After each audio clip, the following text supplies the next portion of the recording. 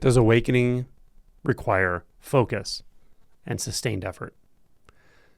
I read a comment under one of my videos and it kind of took me aback a bit. The person said, in their experience, awakening does require effort, focus, and so forth.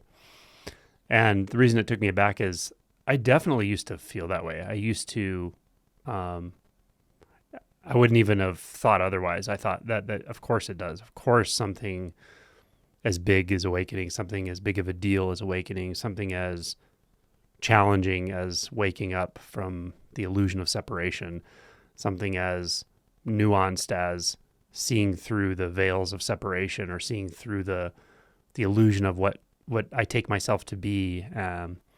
How could that be easy? How could that be something that could just happen with no effort? Otherwise, it would be happening all over the place, wouldn't it? People would be largely awake, or everyone would be awake. So it really stands to reason. It makes sense that awakening requires a lot of effort, requires sustained effort, maybe extreme effort, right? It really makes sense. So what changed my mind about that? And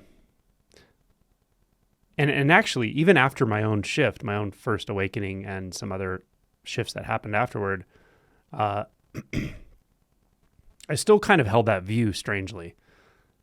I guess I hadn't really looked extremely closely at what had happened, but it still made sense to me. And in fact, I actually meditated rather, I don't know what the word would be, arduously or consistently afterward. And I still do meditate, but there was some sense even after all of that happened that was pre-verbal. It was like a kind of learned sense that to really get to the root of all of the suffering, to really fully live what was realized with that first shift, would require a lot of effort, a lot of work. It just seemed like it made sense to me. And then it was reinforced by certain teachings that I'd heard and so forth. So yeah, it wasn't until many years later that I looked more closely at the whole process, and actually, maybe as importantly or more importantly, met many people who wake up differently than I did, or seem to. That's when it really started to become clear that what is actually happening isn't what I thought was happening in terms of effort and awakening and so forth. So I guess I'll start by saying it in a very simple way, and then I'll really try to flesh this out. But the simplest way I can say it is that waking up to your true nature could not possibly require effort, because your true nature is just your true nature. You wake up to what's already here. You wake up to what already is. So does it take effort to wake up from a dream in the morning, right? So you're dreaming and you wake up. Does it take effort to wake up? Or is it almost like a natural process? Like, of course you wake up. You're going to wake up sooner or later. You have to, yeah? But more importantly, does it take effort to like force the dream state away? Or do you just see what's real, or what we consider real, what we consider the awake state in reference to sleep and awakeness, or dreaming and awakeness? Do you just see what's real and the dream's just gone, like to the point where you can't even remember it? And it's much more like that when we talk about spiritual awakening. It's much more like, oh, it's just this. Like, how could it be other than this? How could it take effort to do this, right? What is needed to see what's real? Well, you just see what's real, and what's not real just dissolves, or there's no interest in it, right? And so it's not salient in your experience. And so that's probably the simplest way I can say it, is that wonder of wonders, what you wake up to is reality. You wake up to what's really real. You don't wake up to an altered state. You wake up from an altered state. So in that sense, yeah, it doesn't take effort, right? But let me explain a little bit more. And what I mean by fleshing it out is that sometimes effort is applied. Sometimes a lot of effort is applied, and it sure seems like it's necessary. Certain practices or traditions emphasize this. What's coming to mind is Renzai Zen. But Renzai Zen is very, at least how it's practiced in the sort of Japanese contemporary or recently modern settings, monastic settings, is very intense, right? It's pushing hard, because the delusion itself is very strong. The delusion of ego, the delusion of separation, of separate self, of the false is strong. And one needs to focus one's attention down to a narrow point and penetrate that and blow it open, right? And that's even given a vehicle, the koan mu. What is mu, or other koans, breakthrough koans? And it makes sense, right? It makes sense when you think about it that way, when you experience it that way. It also makes sense when you come to a place where you know that the world you've been living in is a world of suffering, the mental world you've been living in. And it makes sense because that world does feel very sticky. It feels very sticky. It feels very confusing. It feels very disorienting. And it has its own coping mechanisms. It tends to suck you back in, right? We've almost all had the experience before any big shift of having a taste, a pre-taste, or some spiritual glimpse or a mystical experience where it seemed so wide open and different than my normal day-to-day experience. The ego was kind of at bay, or even there was even an extreme experience of ego death or something with a psychedelic substance, but then it closes back down. You kind of feel like you're the same person on the other side of that, right? How frustrating is that? Because whatever's there, let's call it the ego, has defense mechanisms. It reformulates itself. So from that standpoint, the sort of Renzai Zen approach makes total sense. It makes sense. And that was kind of how it was for me. Now, I didn't sit in a Zen monastery for year after year after year trying to solve a koan or pushing like that.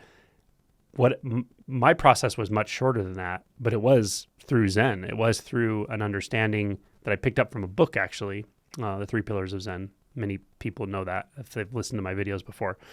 But I discerned the process through these ingenious chapters that were written in this book that pretty clearly state how they do it.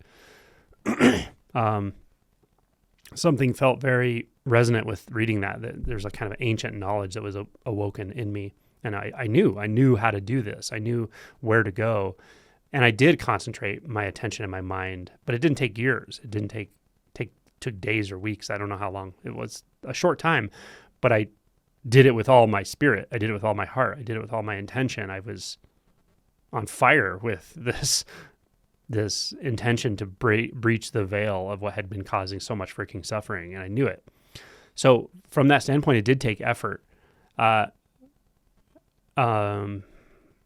So what is this all about? Like, how does this all hook together?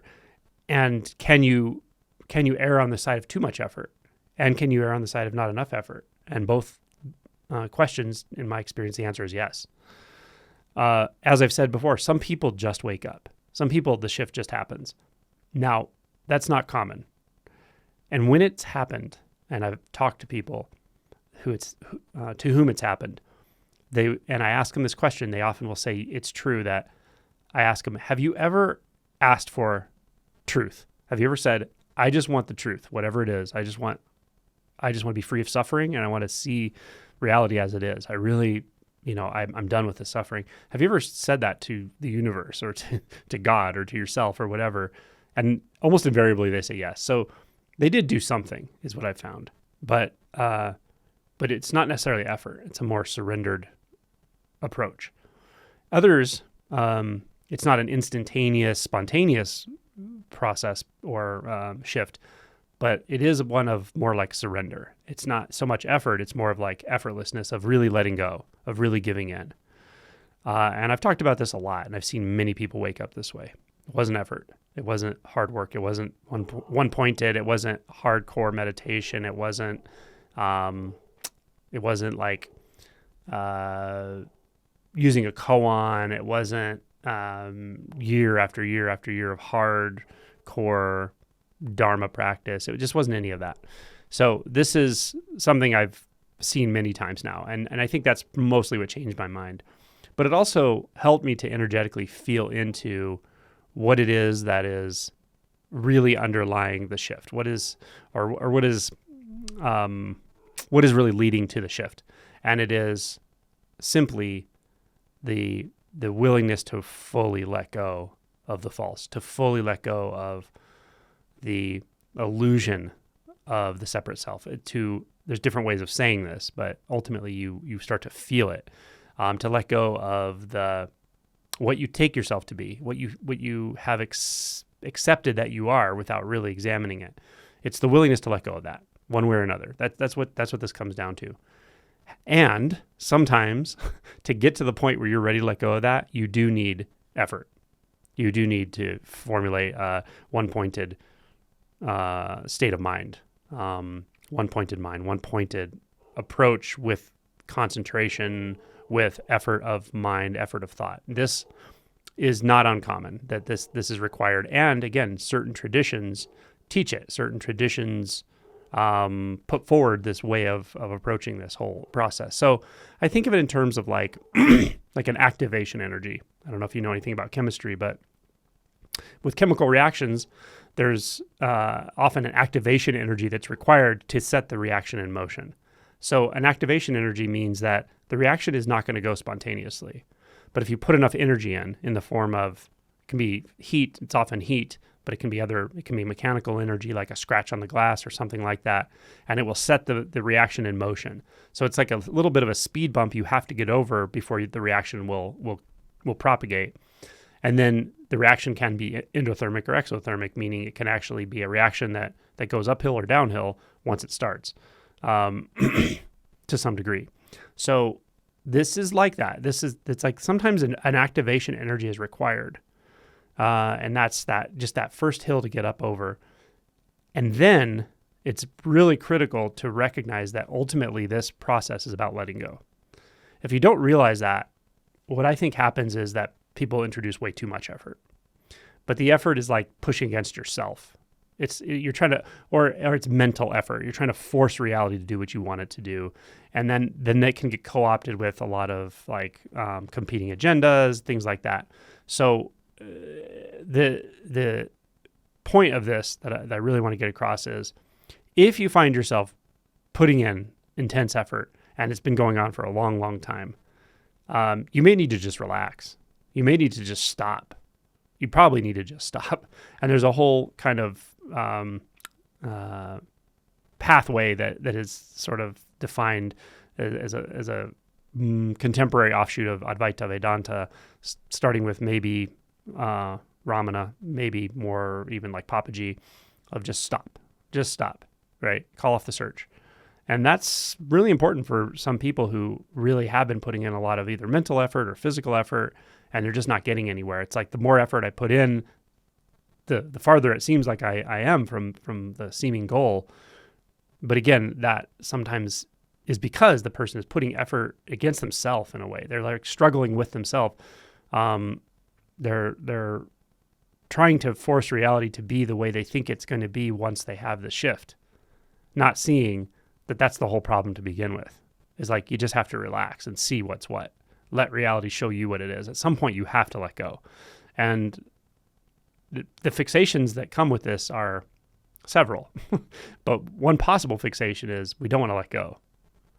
So that's why I often say the easiest way to wake up is to actually let go. And some people are ready to do it, and they know how to do it, and they intuitively can let go. And others, they're just not ready to. They're scared. Like, it's fear, right? So, and that's okay. And sometimes that one-pointed approach will get you through the fear. Like I talk about the fear barrier, but other times the fear can be more pervasive, like the psychological fear, and even confusion, and again, competing agendas. This is why I often tell people, if they feel like they're stuck or they've been really at this for a long time, is to really sort out what they're trying to get out of this whole deal. What do you really want, right? Do you really want to go beyond yourself? Do you really want to go beyond what you think you know? Or are you trying to be like someone? Are you trying to get what someone has? Are you trying to finally win the human contest? Are you whatever, right? All the surrogates, which are all fine. They're just part of being a human. But if you're not clear on them, then again, you'll be struggling against yourself. So this is why sometimes I tell people, just really sit with what you really want. What are you really trying to accomplish? And if you really are trying to accomplish waking up from the illusion of the separate self, if you're really trying to accomplish going beyond yourself because you see that you are your own obstruction, then you're in a good place. And ultimately, you're going to have to learn to let go. You will let go. That's what this is about. And sometimes you just build up so much tension, so much pressure, and that's, in a sense, the Renzai approach. Like, it's almost like a pressure cooker in a sesshin, and meditating and pushing and pushing and pushing until you just totally exhaust your mind, and then you exhaust your body, and then you have to let go. There's nothing else left to do. Yeah. So that's what this really comes down to. But you may have to introduce some effort. But beware that you can also almost start introducing like a pathological level of effort that's not really directed at awakening, or not fully directed at awakening. So it's important to investigate that as well.